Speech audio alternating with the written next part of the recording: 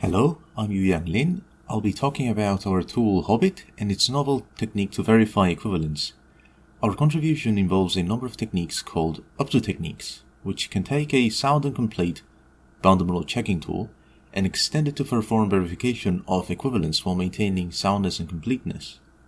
Note that in this presentation I'll be focusing on the tool. For details on the technique, please refer to the technical report. Let me start by introducing our setting. We'll be focusing on contextual equivalence for higher order programs with local state. So by equivalence we mean a relation between terms that holds if the terms are interchangeable in any program context. These program contexts are precisely the challenge in our setting. To prove equivalence, we need to enumerate all possible contexts in which a term may fit. This is hard for multiple reasons. Firstly, one needs to accurately model what contexts are allowed to do in order to enumerate them. This requires a model of the interface between a program and its context. In other words, all possible actions that a program and its context can perform on each other. Secondly, there may be infinitely many contexts to consider, on top of plenty of redundancy between the contexts already enumerated. Lastly, local state allows for non-trivial function reentrancy in higher order terms, whereby reentering a function at different points in the computation tree may alter the result. To tackle the problem of equivalence, we shall be using symbolic environmental bisimulations, which combine environmental bisimulations with game semantic models.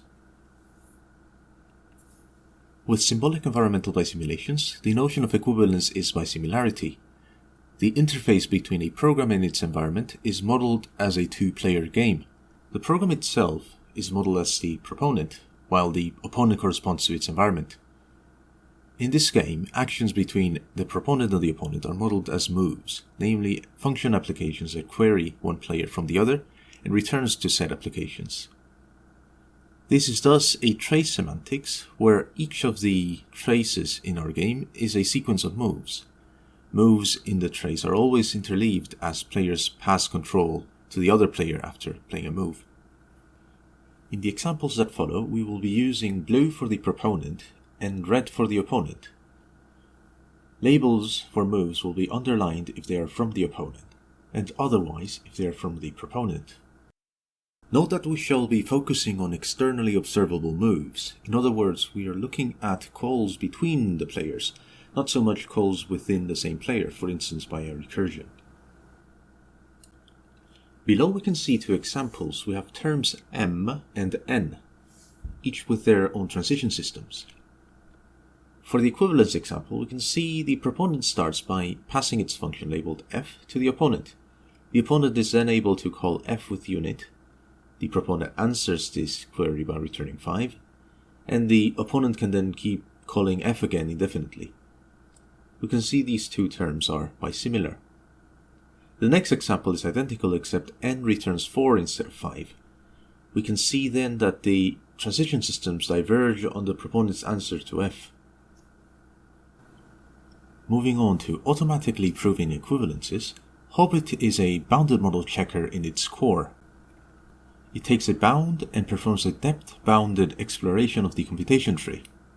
Tools like these are precise, meaning no false reports, be it positive or negative, and they are also exhaustive in that they enumerate all paths in the computation tree up to the bound.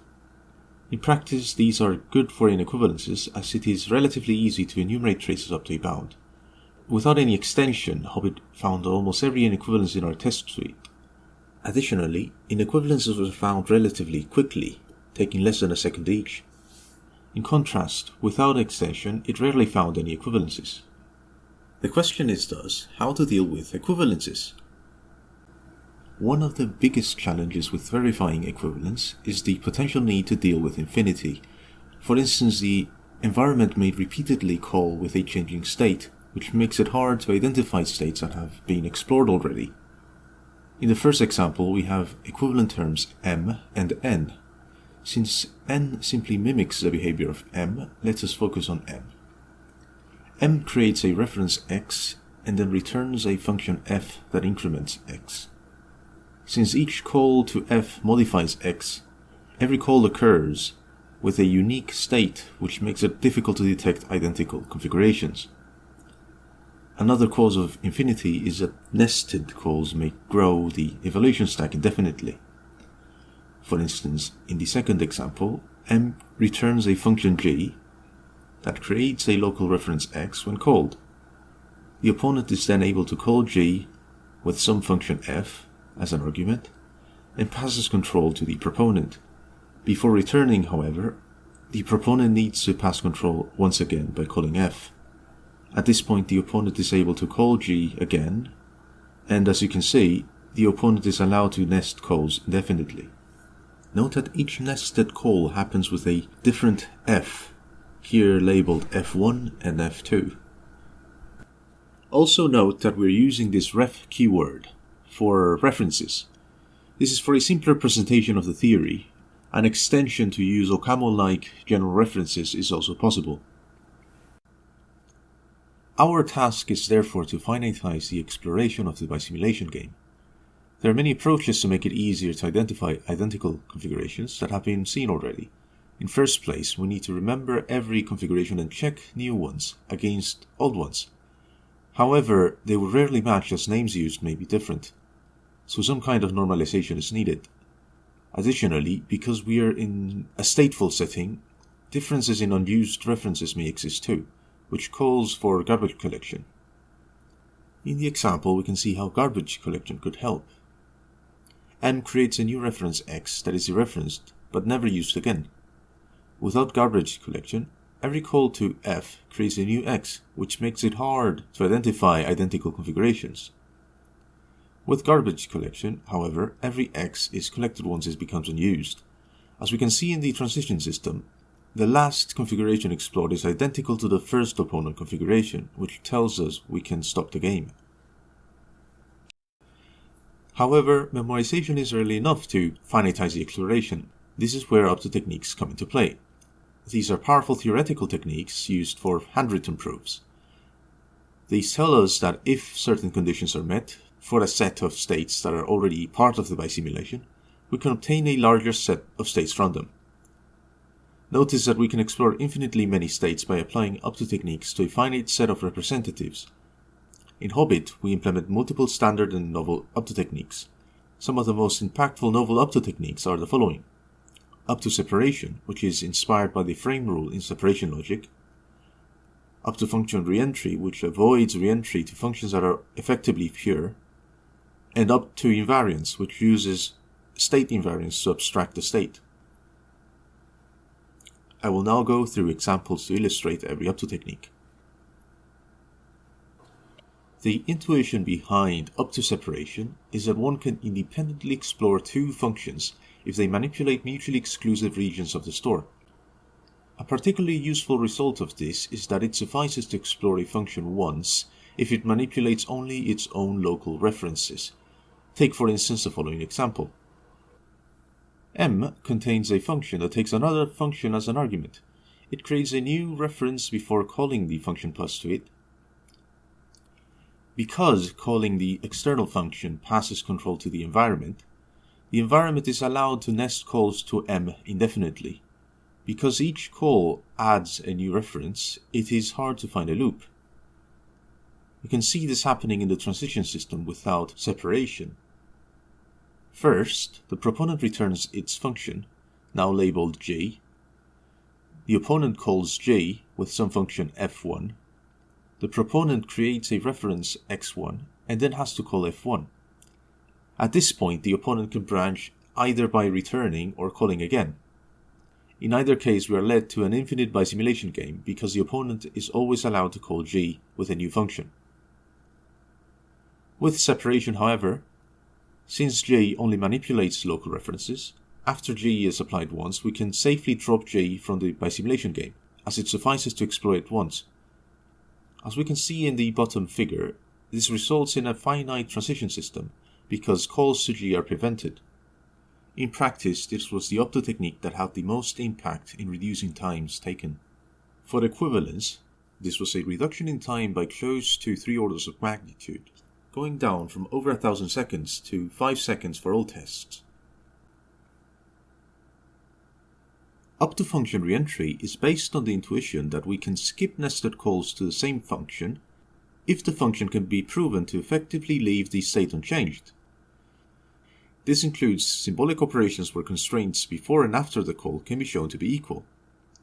The following example is very similar to the one we just saw before.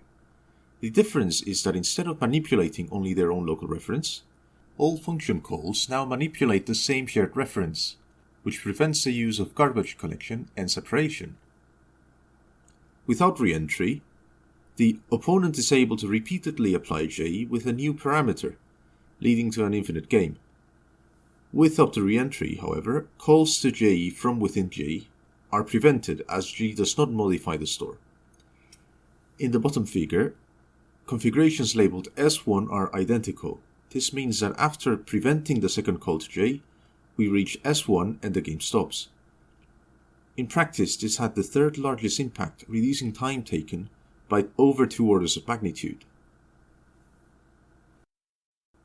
Finally, up-to-state invariance works on the intuition that a constantly changing state can be abstracted to a single symbolic constant if a predicate exists that captures and holds for all previous and current behaviors observed. With this, configurations are abstracted into classes of configurations for which some invariant holds, again allowing us to explore potentially infinitely many configurations using only few representatives. Note that we do not try to automatically guess invariance, as this is a separate large area of study. Instead, we provide the framework for user annotations, which could in the future be extended to be automatically inferred. For this reason, while verification of equivalence using a given invariant is fully automatic, the technique requires a user to write an invariant, which is notably hard, as coming up with invariants requires understanding the problem to a potentially similar depth as when manually proving equivalence. The advantage is, of course, that the proof is automatically verified. Following, we have an example showcasing a similar use of invariants. Again, we have equivalent terms m and n.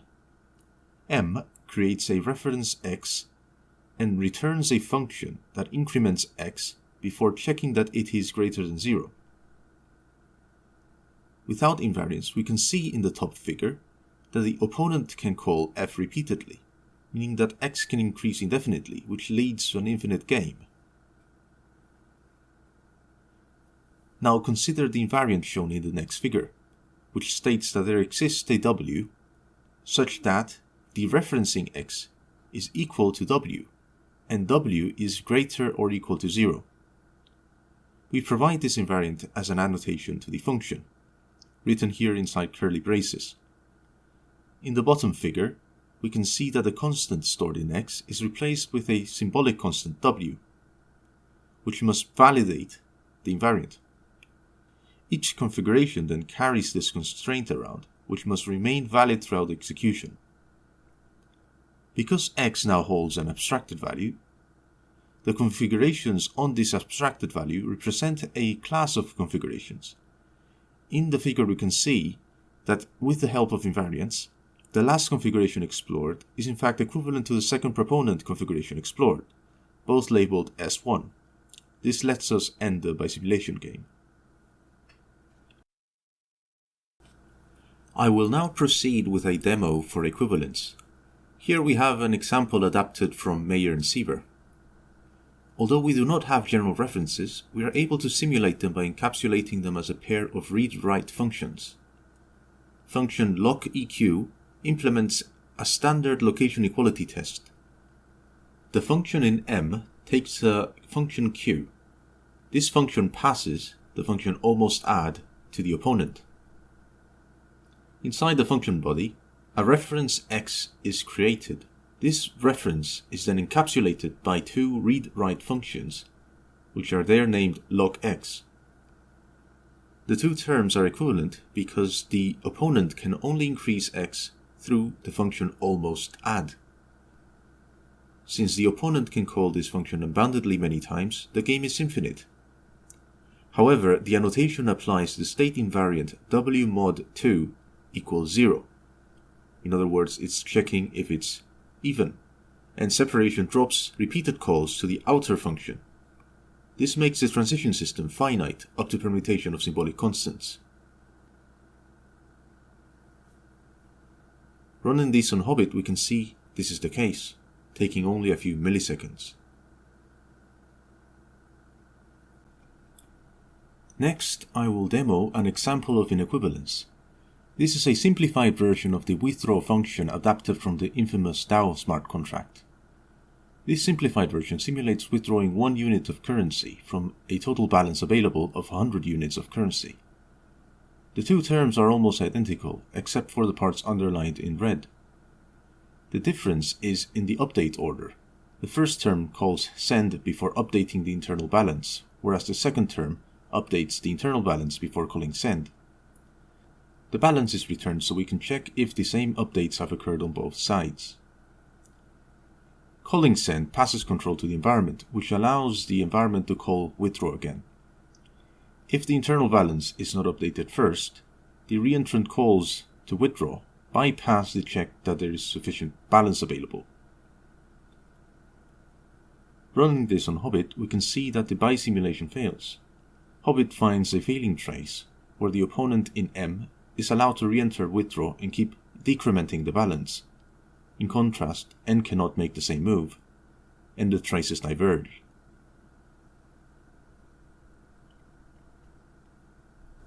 To briefly go over our experiments with Hobbit, we tested Hobbit on a total of 173 examples. These involve 2 programs being checked for equivalence. Every example ran on an Intel i7 laptop and was timed out at 150 seconds. Examples were divided into equivalences and inequivalences. 105 examples were equivalences, roughly 3,900 lines of code. Without up-to techniques, only 3 of the equivalences were found, taking over 2,000 seconds. With up-to techniques, we saw a dramatic improvement of 72 equivalences found, taking under 6 seconds. For inequivalences, we had 68 examples checked, roughly 2,300 lines of code. Without up-to techniques, 65 inequivalences were found, taking over 500 seconds. With up-to techniques, we were able to find all inequivalences taking around 20 seconds. Agreeing with our theoretical soundness and completeness, no unsound result was reported, and inequivalences could be found as long as there was sufficient memory to explore the game up to the required depth. A link to our tool and the technical report can be seen on screen. Finally, to end this presentation, I'll go through some of the related work. First, there are other tools for contextual equivalence for stateful higher order terms. Of these, the most advanced is Symbolic. This is based on logical relations with pushdown systems and heuristics. It is generally incomparable to Hobbit as it can prove many equivalences Hobbit cannot prove. For instance, problems involving wall bracketing of observable moves. However, it also fails to prove some equivalences Hobbit can, and additionally provides guarantees only on the subset of a camel it covers. In our tests, Symbolic was generally slower than Hobbit as it produced horn clauses which are a lot harder to solve than the SAT CNF formulas Hobbit produces. That said, there were many examples where Symbolic was able to prove equivalence very quickly, whereas Hobbit struggled or was unable to prove equivalence. The differences show the techniques are different and generally incomparable. Still, Hobbit imposes less language restrictions than Symbolic and thus proved more equivalences in our tests. The second class of tools are those for first-order C variants with global state. Again, one can say these are incomparable as these tools are very optimized for internal term transition, which tools like Rev do better than Hobbit.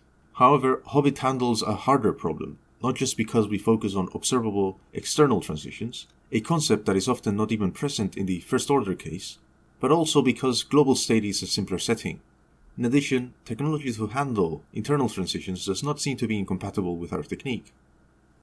For these reasons, we believe the technique behind Hobbit to be promising, as it not only handles problems that state-of-the-art tools cannot, but also serves as a framework to produce equivalence verification tools relatively easily by extending bounded model checkers of simple design. This concludes my presentation. Thank you very much for your attention. If anyone has questions, I'd be happy to open up for discussion.